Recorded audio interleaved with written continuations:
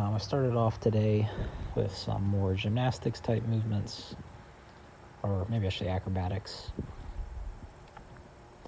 Just what I was feeling like. It's good to have a good broad practice so you can kind of do whatever you're in the mood for and still have fun, keep it fresh even after a long time of training. Where some things might become stale or mundane, learning as many different skills and disciplines as possible leaves you open for not only learning but a lot of flexibility in your development. So again, I'm doing these hip openers. I'm going to do them for maybe another week, just until I think this might be the key to finally fixing my problem of fatiguing my hips too hard, too much fatigue in the hips. I think after this, I do my crawling, and I'm making a lot of advancement in the idea of crawling. Working on the backwards end and becoming more mobile in the sense as I can cover more distance and variety of distances.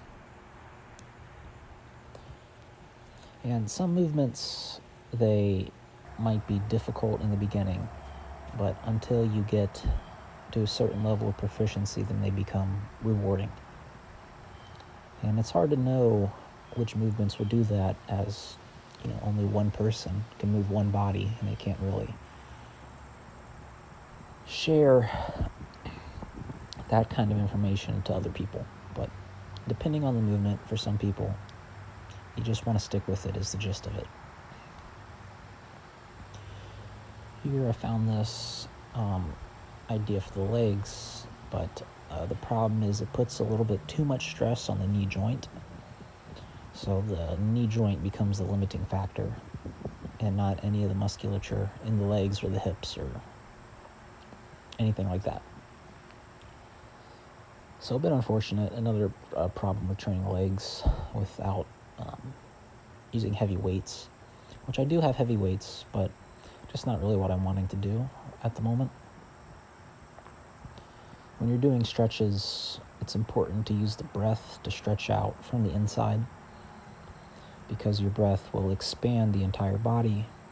You can stretch out the entire torso and hips. You can stretch out your hips with your breath. You can stretch out your ribs and your chest cavity with your breath. Even your neck and your head will expand and inflate. So here I feel like I can always do the splits much better in the grass. I think it might cut off some range of motion or maybe make it easier in some way. But I do get calves to the ground pretty easily. I didn't really, or maybe it was due to the warm-up. But this was good progress. To be able to do the splits like this. The grass for me does make it a bit easier. And I am pretty sure that after this I will get into the crawling section. And I start off, with the forwards crawl, which might be one of the easier to understand, easier to perform, as it's very similar to a push-up and the muscles required. But getting into the backwards position, I am articulating the elbows and the arms to bend.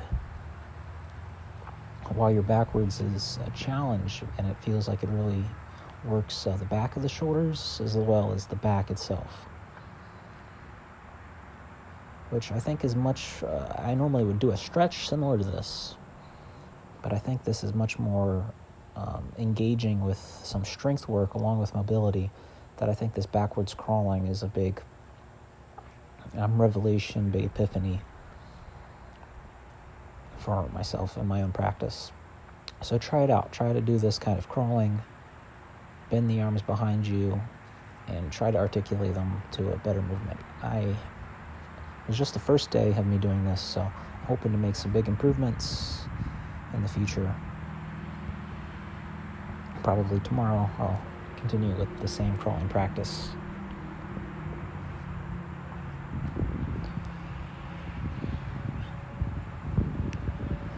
And this is at nighttime. No, that's not the sun. It's just a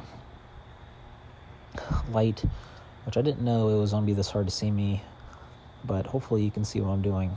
I'm stretching out the legs and the shoulders at the same time,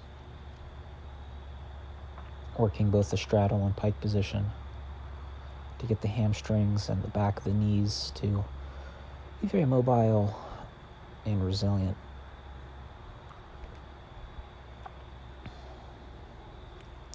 So if you made it this far, please like, comment, subscribe, anything you want. I'll probably reply. So thanks for watching, and farewell for now. Bye-bye.